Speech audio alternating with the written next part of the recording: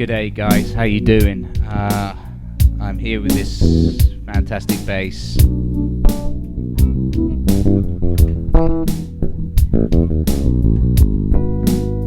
My god, this is fantastic.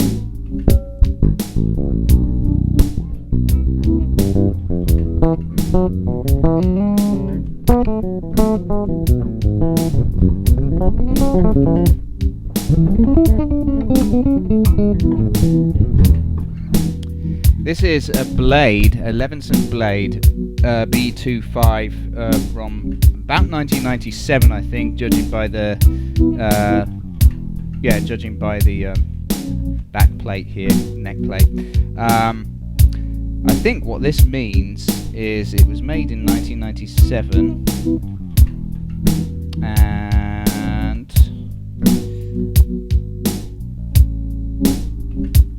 maybe it's number 123, made on February 7th, 1997 or something. It's hard to tell. They changed the way their serial numbers were arranged. A lot of the builders here did that. But anyway.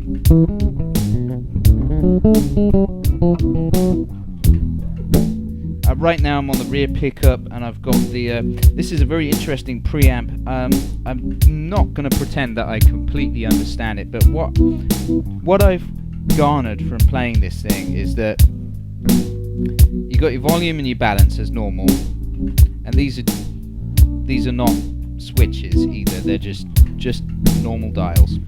I'm on the rear pickup right now, volume full up. This is your treble, and it also has a bright switch as well, which you can engage or disengage. I think up is engaged and down is off. And similarly on the bass dial here, it's a push switch as well. When it's up, it boosts. When it's down, it's just in normal mode. Now I have no idea if this is activating a preamp or if it's just boosting certain frequencies. If it is activating a preamp, it means it's got two preamps in there for each EQ. And when I looked in the back, I'm not going to pretend I understand the circuit in this. It's something that bodes further research. But whatever it is, it's bloody good. It sounds amazing. Right now, rear pickup with the bass full up and boosted, you get this sound.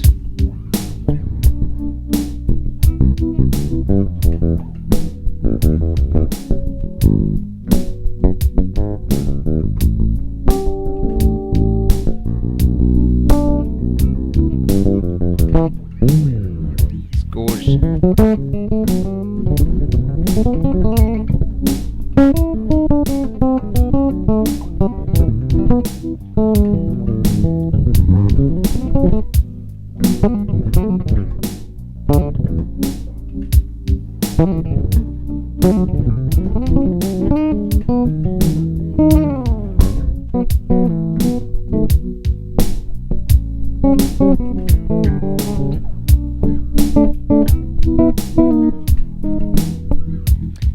Wicked tone. And then if I depress that, it goes into, it sounds different again. Here, let's just listen to the difference.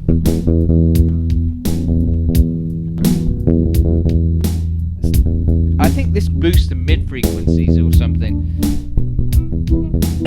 But anyway, this is with it off.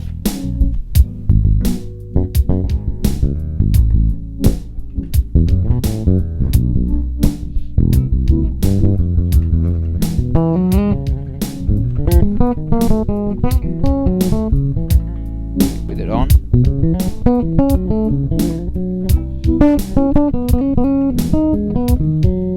Off.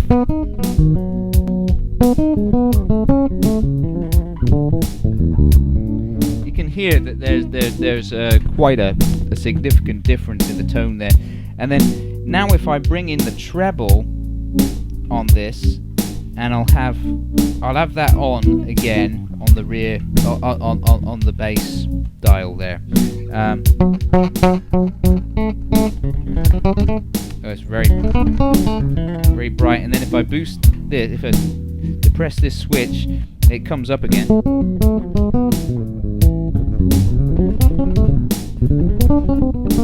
It becomes smooth. If I depress it, really bright.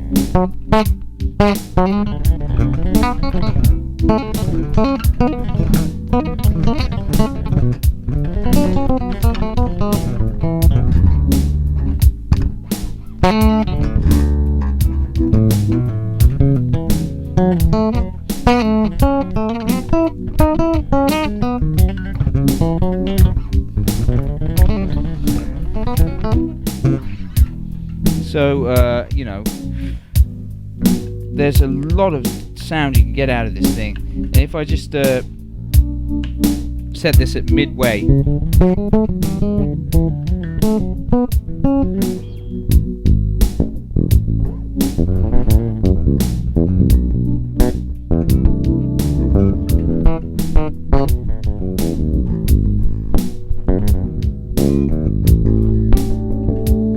press it up.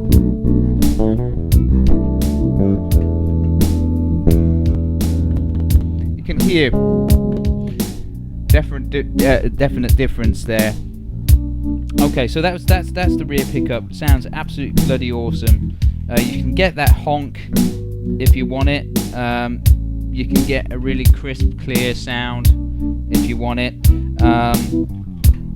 It's extremely versatile. I'm not going to pretend that I know how this is configured properly, but what I can tell you is that on the back plate here, you can attenuate the overall output of the preamp, plus you can attenuate the frequency response for the treble pot and the bass pot as well. And that is a unique thing that is really great about Levinson. It makes it easier for the player to select their own sound like that, whereas other manufacturers, you can't do that at all, or you have to open up the back and fiddle around with things. Here you just stick a mini plus driver in there, and you can attenuate things the way you want very easily. Nice thinking. So what I'll do now is I'll go on the front pickup, and I think what I'll do is demonstrate maximum kind of bass. So I'll have the bass EQ right the way up, and I'll just play the groove. Play some long notes.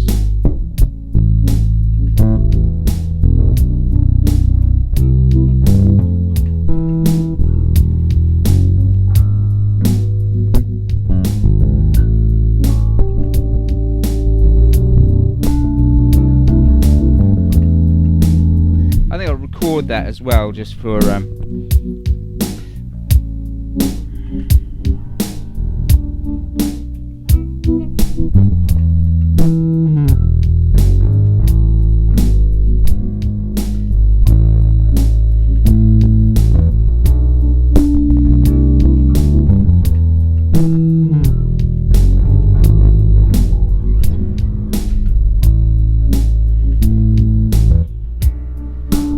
background there. Oh, I messed that up actually. I'm going to unrecord that, undo that, do it again.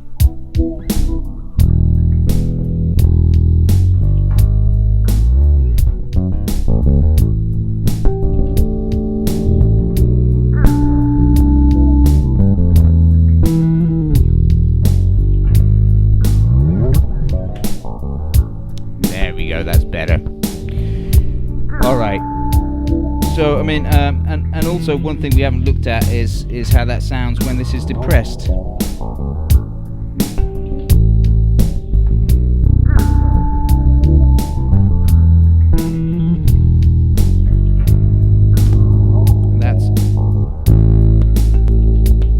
does, it kind of boosts.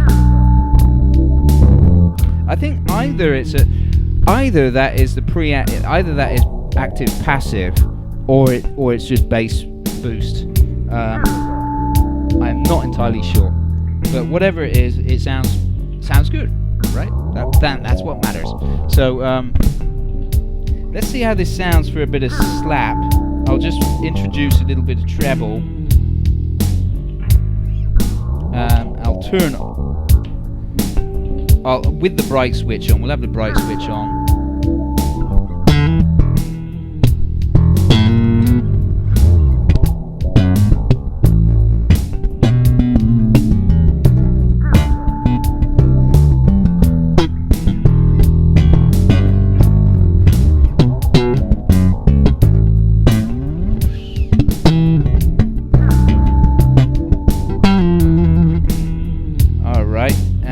With the bright switch on, and then treble all the way up. Bright switch off.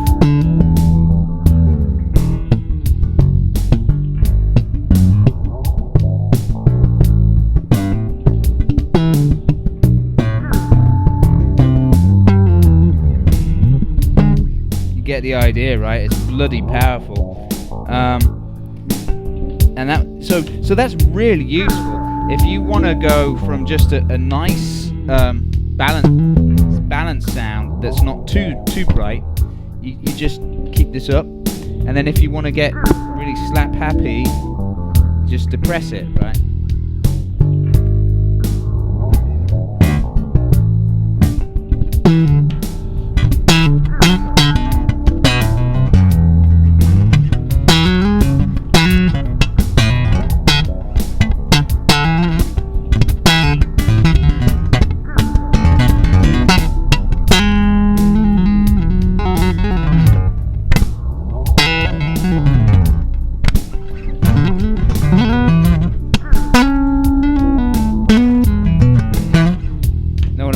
So, what an incredible instrument.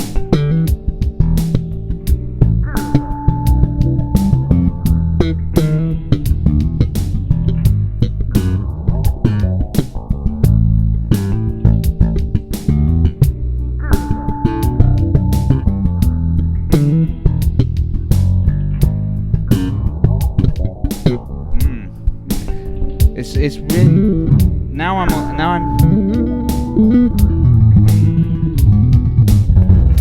balanced. Got pickups set on balance setting with the treble right up and without the bright switch on.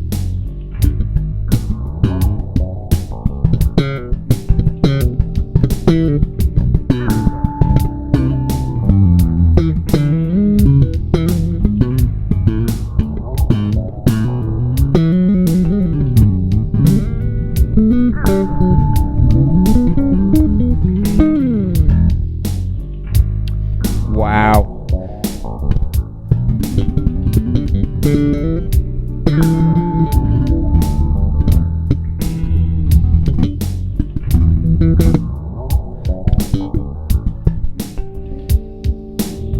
With the bright switch on.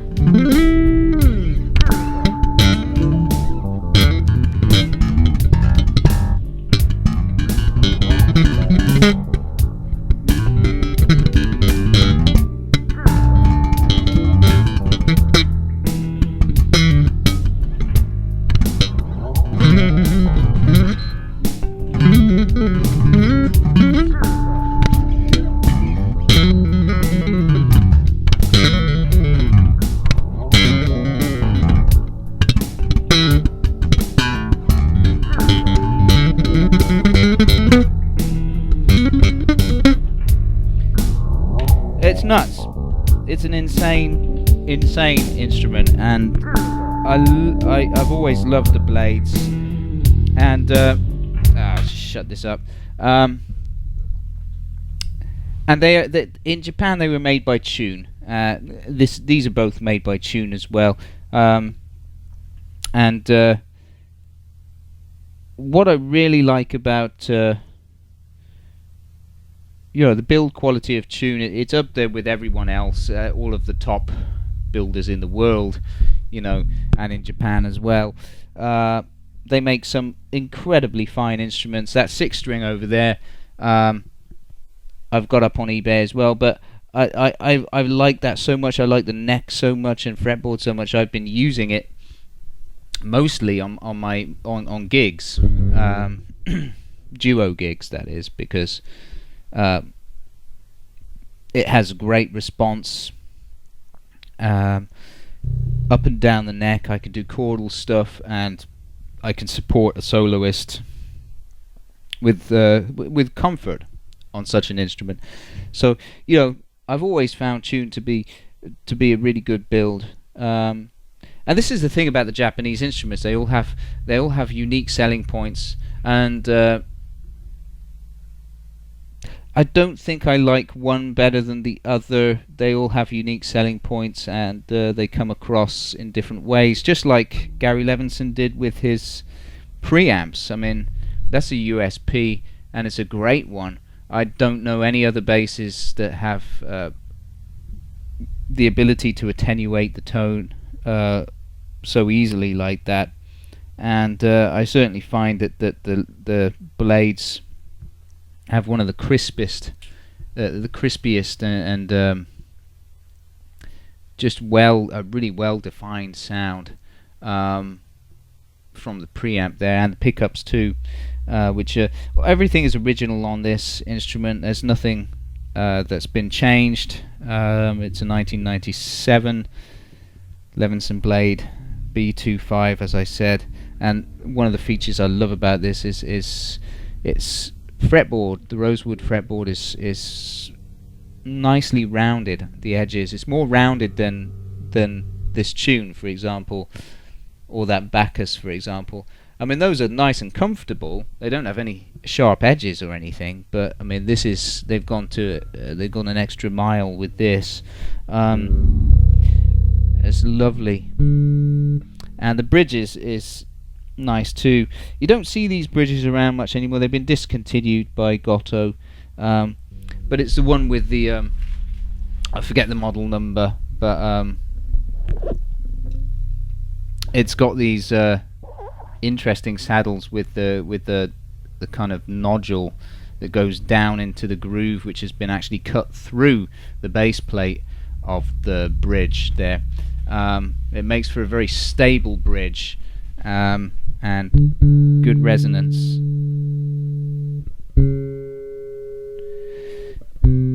Again, like any instrument, any jazz bass, I think it's on the G string, on this one in particular, it's the 6th fret, which is the shortest. Everything else seems to be great.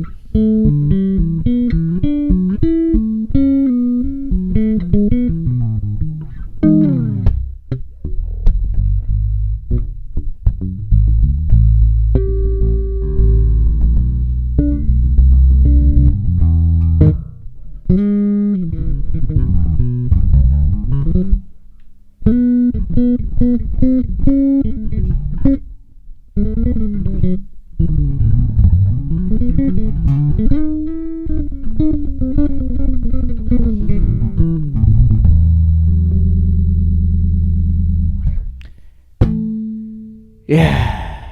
Oh, and by the way, it's got an ebony nut. I was going to say it's graphite, but it's not. I'm looking at it very closely. I can see the wood grain in that. That's an ebony nut. That's very unusual. But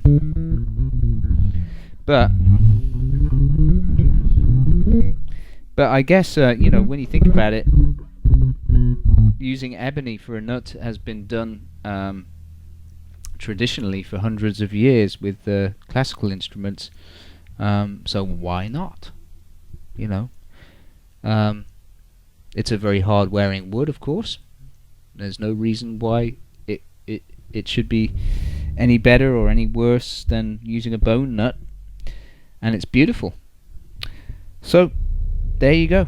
The Levinson Blade B25, made in Japan by Tune Guitars OEM in about 1997. I think this one was made in February 1997, and I think it's number 123. Yeah, maybe the 123rd one they made for Levinson Blade. So, given that they made them throughout the 90s in small runs, I guess it kind of makes sense. So, yeah,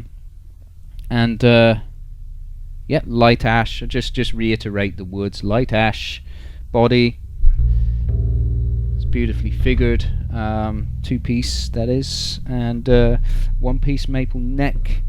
Goto GB11 tuning heads. This old Goto bridge. Levinson original pickups. Levinson original preamp with this amazing selection of sounds available on it. Rosewood fingerboard, which is beautifully rounded at the edges. I think the dots are acrylic. But man, isn't that just a fantastic bass? Wow, amazing. And now Levinson is making these again. I don't know who's manufacturing them now, if they have their, or if they've got their own, they're doing it by themselves, or if they're hiring someone OEM to do it again. I'm not really up on that because they're not doing it in Japan anymore, as far as I know. Yeah, you know, the same model, but the most recent version of it is now retailing at, I think it's around $2,000 or so. I last looked at it, it was like £1,300. Given the strength of the pound, I guess that equates to about $2,000. So it's a pretty expensive instrument, you know. It's not by any stretch of the imagination a cheap instrument or a budget, or particularly a cost performance instrument either. It's up there. It's pretty high end, and so it should be. I mean, the damn thing sounds amazing, and it plays great too. So there you go. Thanks for watching.